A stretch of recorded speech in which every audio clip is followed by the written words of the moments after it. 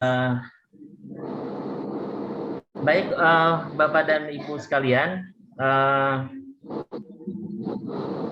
saya mulai saja, ya. Silakan Pak. Assalamualaikum warahmatullahi wabarakatuh. Pertama-tama saya ucapkan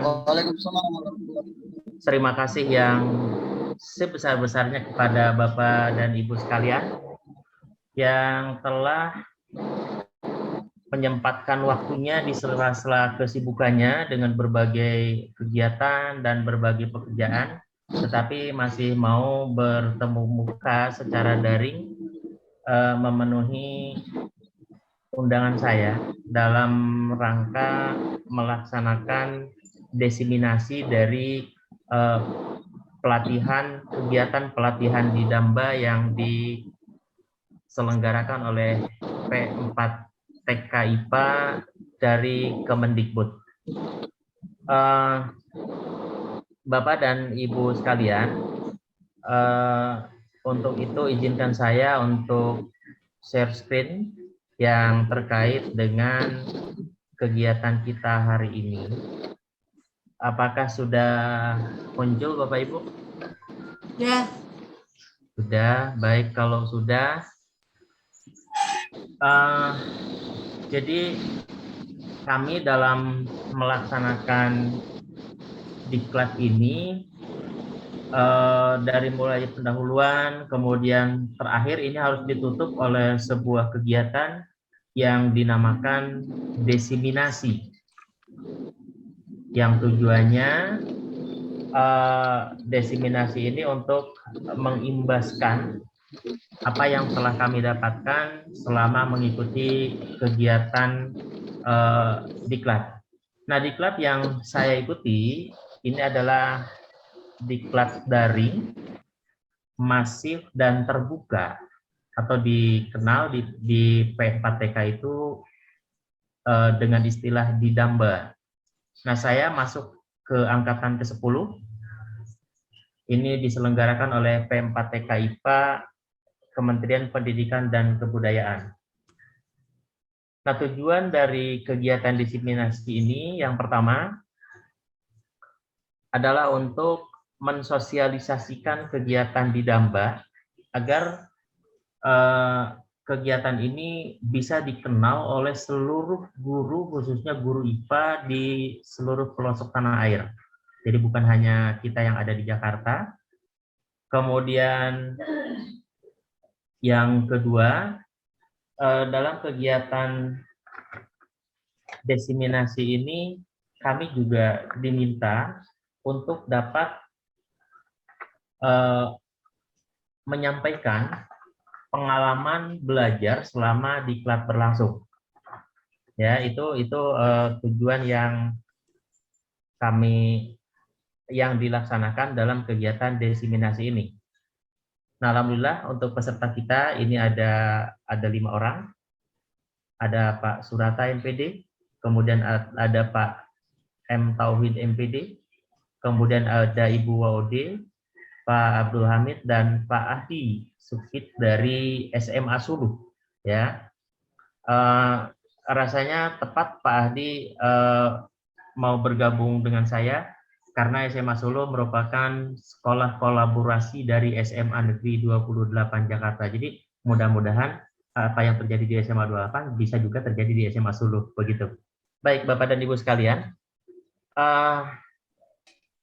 di Damba itu apa?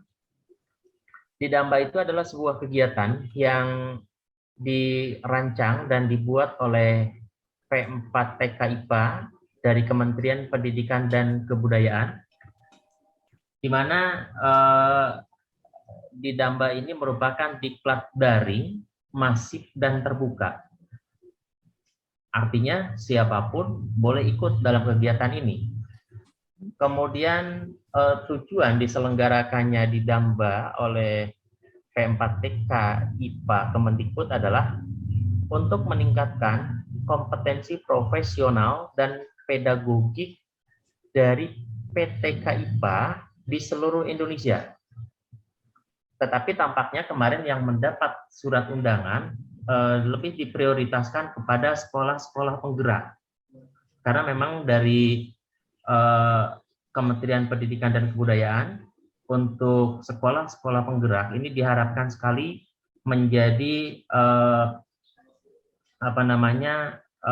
penerobos ya model baru pembelajaran dengan menitik beratkan pada merdeka belajar. Jadi itu harapannya untuk sekolah-sekolah penggerak memang terdepan untuk melaksanakan kegiatan merdeka belajar. Kemudian hasil yang diharapkan dalam kegiatan di Damba ini adalah yang pertama, untuk meningkatkan kompetensi profesional dan atau pedagogik peserta dalam pembelajaran IPA, khususnya fisika, kimia, dan biologi, atau sesuai dengan kelas yang diikuti. Ya.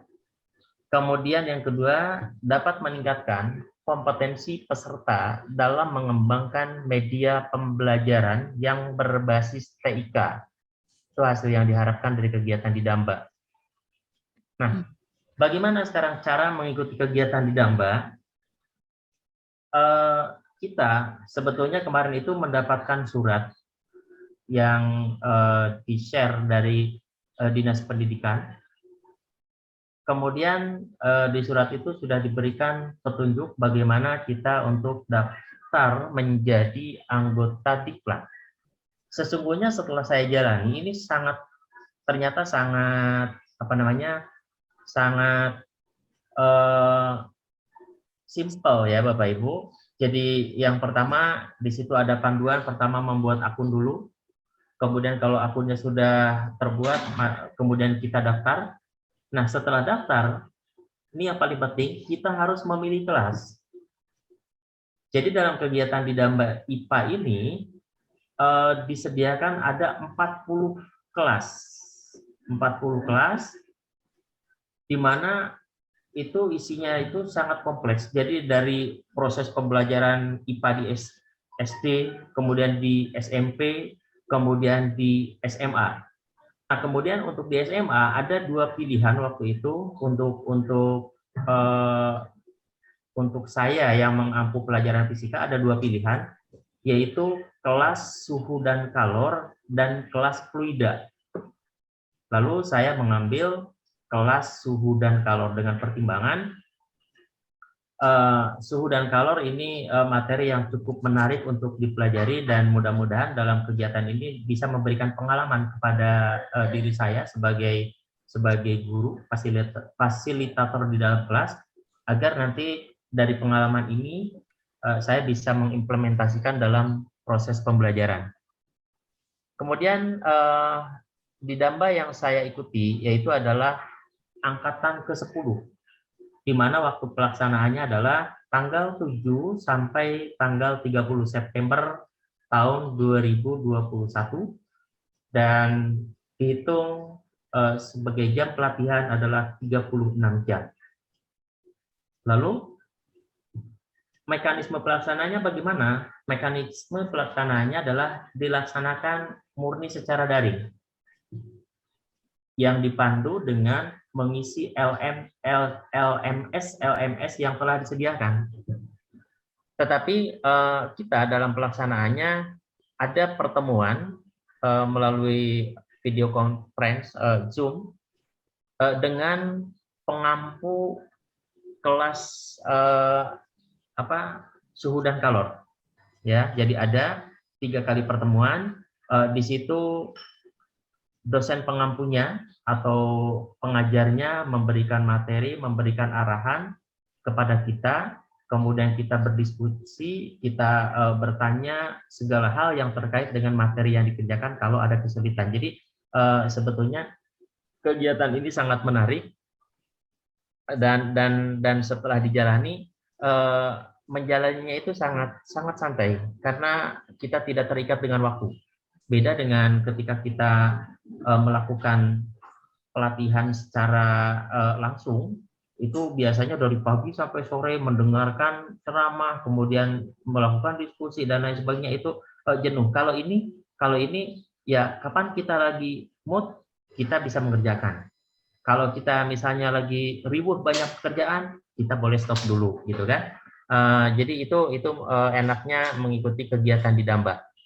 Nah, itu terkait dengan kegiatan di Damba. Kemudian apa saja kegiatan yang dilakukan di kelas suhu dan kalor? Saya mengikuti kelas suhu dan kalor angkatan ke-10 dengan pengajar Bapak Joko Arifworo SSI MPD. Ini dosen pengampu yang membimbing kami dalam pelaksanaan kegiatan. Apa yang dilaksanakan? Yang pertama, ada sesi pendahuluan. Pada sesi pendahuluan ini ada beberapa hal yang dilakukan. Yang pertama tentu ada kegiatan pembukaan. Kegiatan ini dibuka langsung oleh Dirjen PTK. Ya. Kemudian setelah melakukan pembukaan, lalu kami diberikan arahan tentang garis-garis besar materi yang akan diambil. Ini langsung oleh dosen pengampu suhu dan kalor. Kemudian di situ ada forum perkenalan. Forum perkenalannya itu melalui LMS, Bapak Ibu. Jadi kita di situ saling chatting, kemudian saling memperkenalkan diri dan sebagainya. Lalu setelah itu kita lakukan pretest. Saya kemarin terlalu bersemangat melakukan pretestnya, jadi nilainya cukup tinggi ketika pretest. Saya agak khawatir nanti bagaimana kalau pada saat post-testnya lebih kecil dari itu, gitu kan.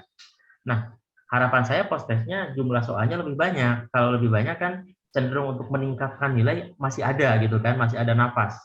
Nah, ternyata pada saat post-testnya juga jumlah soalnya sama, sehingga akhirnya mentok-mentoknya pretest dan post-test sama nilainya. Jadi itu pengalaman yang kurang baik, Bapak Ibu. Jadi besok kalau mengikuti kegiatan pelatihan seperti ini, diupayakan pretestnya jangan terlalu tinggi lah, supaya nanti kelihatan progresnya. Lalu di kegiatan pendahuluan ini ada Zoom, ya, penjelasan teknis yang disampaikan oleh pengajar. Lalu yang kedua adalah materi pembelajaran. Materi pembelajarannya dibagi menjadi 3. Yang pertama ada konsep suhu dan kalor. Ya, pada konsep suhu dan kalor ini sama di dalam LMS-nya itu ada pretest, tapi pretestnya khusus konsep suhu dan kalor. Itu ada bentuk esai, ada bentuk pilihan ganda, sama seperti e-learning kita, Bu. Kemudian yang kedua ada program peningkatan kompetensi PTK IPA, ya. Kemudian ada bahan isi dari suhu dan kalor, lalu ada forum perkenalan dan ada penjelasan teknis. Jadi di sini pada sesi 1 itu banyak hal-hal yang dibahas terkait dengan konsep suhu dan kalor. Misalkan seperti ini ada kasus, misalnya ketika sebuah gelas diisi oleh air, lalu air itu diberikan es, ternyata di dinding-dinding gelas ini kan timbul air sehingga basah. Nah, pertanyaannya nanti, apakah air yang terdapat di dinding gelas itu berasal dari mana? Seperti itu kira-kira. Jadi nanti kita dieksplor untuk memberikan jawaban terkait dengan kasus-kasus yang diberikan. Itu sangat menarik, ya. Kemudian yang kedua, materi yang kedua pada sesi 2, yaitu mekanisme menjaga kestabilan suhu tubuh. Nah, untuk mekanisme kestabilan suhu tubuh, pertama ini dipandu dulu dengan Zoom. Jadi kita mendapatkan pencerahan dulu dari dosen pengampu, kemudian lalu diberikan LK. Nah, untuk mengisi LK pada sesi 2 ini, kita peserta diminta untuk melakukan sebuah percobaan.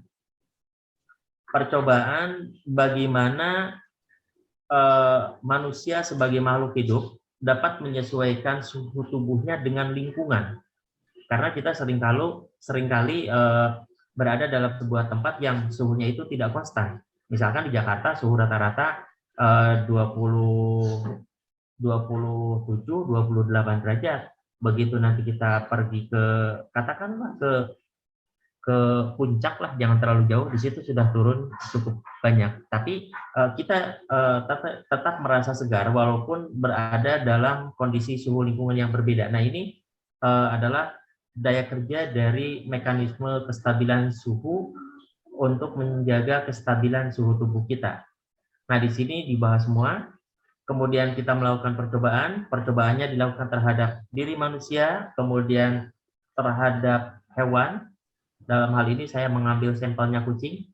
Kemudian yang ketiga dilakukan juga terhadap penyesuaian suhu dari sebuah benda terhadap suhu lingkungannya. Jadi saya melakukan percobaan itu. Dan alhamdulillah ini hasilnya dapat saya upload sesuai dengan ketentuan yang ada di dalam LMS. Itu sesi yang kedua. Kemudian sesi yang ketiga adalah pemuaian. Ini bahan yang dibahas dalam kelas suhu dan kalor.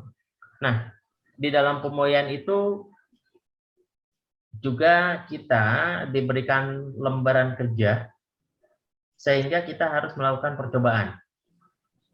Hal yang paling menarik dari materi pemuaian ini adalah pertanyaan dari LMS itu, kenapa ketika kita amati jarak antar rel kereta itu selalu dibuat renggang, tidak rapat. Nah, ini adalah untuk mengantisipasi saat terjadinya pemuaian ketika suhu suhu di sekitar rel itu terjadi sangat tinggi. Jadi itu yang paling menarik dari materi pemuaian. Nah, ini konsentrasi dari pembelajaran untuk materi suhu dan kalor ada 3 ya. Pertama konsep suhu dan kalor, yang kedua mekanisme menjaga kestabilan suhu tubuh, kemudian yang ketiga pemuaian. Itu adalah materi yang kami pelajari. Cukup menguras banyak ini, sampai membutuhkan waktu kurang lebih 9 hari untuk yang ini. Lalu yang berikutnya Bapak dan Ibu adalah penutup. Nah, kegiatan penutup ini ditutup dengan post-test. Nah, ini yang saya tadi ceritakan, saya ternyata antara pre-test dan post-test hasilnya sama gitu. Itu tidak baik, Bapak Ibu nanti kalau mengikuti pelatihan nggak boleh seperti itu. Kemudian dalam penutup ini kita diberikan template rencana tindak lanjut ya, kemudian diisi, setelah diisi diupload kembali, lalu kita memberikan evaluasi terhadap fasilitator Pak Joko tadi, kemudian kita juga diminta untuk melakukan evaluasi penyelenggaraan kegiatan. Nah, lalu yang terakhir, kegiatan yang harus menjadi syarat bahwa kegiatan ini tuntas dilakukan adalah dilaksanakannya desiminasi. Desiminasi itu seperti ini, jadi pengimbasan dari apa yang saya dapatkan, dan mengajak kepada Bapak Ibu sekalian, mari setelah ini untuk dapat mengikuti kegiatan di Damba yang diselenggarakan oleh P4TK, karena menurut saya ini kegiatan yang sangat bagus, tidak menguras waktu, kemudian memberikan pengalaman yang cukup baik, kemudian dan mudah-mudahan nanti dapat diimplementasikan dalam proses pembelajaran yang akan kita lakukan di dalam kelas. Jadi itu Bapak Ibu yang sangat saya hormati, kegiatan desiminasi yang dilakukan. Mudah-mudahan dari apa yang saya sampaikan ini menjadi pencerahan bagi Bapak Ibu semua, sehingga jika ada pembukaan angkatan ke-11, saya berharap Bapak Ibu bisa daftar dan bisa mengikuti kegiatan di Damba ini. Itu saja yang dapat saya sampaikan. Terima kasih banyak atas atensi dan kehadiran Bapak Ibu dalam kegiatan kami. Mudah-mudahan ini menjadi amal yang baik untuk Bapak Ibu sekalian. saya tutup. Billahi taufik wal hidayah. Wassalamualaikum warahmatullahi wabarakatuh. Kemudian kalau ada hal yang ingin Bapak Ibu tanyakan atau ada yang ingin didiskusikan, kami persilahkan. Pak Udin. Iya, Bu. Gimana, Bu? Angkatan 11 itu bukannya kapan? Soalnya kemarin aku jadi gagal ikut. Oh iya, nanti angkatan 11 akan diinformasikan mungkin melalui link yang tadi saya kirim. Kalau Bapak Ibu sudah mengambil foto, kemudian nanti fotonya itu di-upload dalam link tadi, mudah-mudahan nanti di antara Bapak Ibu ada yang dipanggil.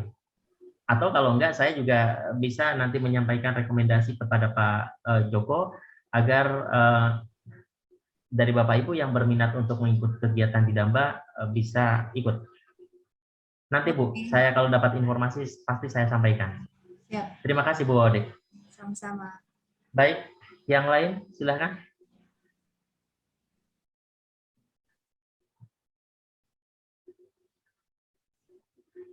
Pak Hamid, Pak Tauhid, Pak Sudata, terima kasih Pak di sela-sela kesibukannya.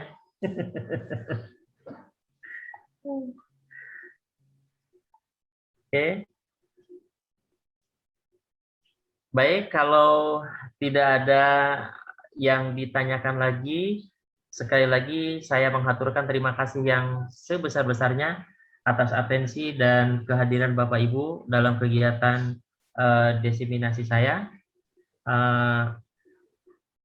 Saya hanya bisa mengucapkan terima kasih. Semoga Allah Tuhan Yang Maha Esa memberikan imbalan kepada Bapak Ibu semua. Sama-sama Pak Udin. Untuk itu saya tutup dengan billahi taufik wal hidayah. Assalamualaikum warahmatullahi wabarakatuh. Terima kasih Bapak Ibu. Waalaikumsalam warahmatullahi wabarakatuh.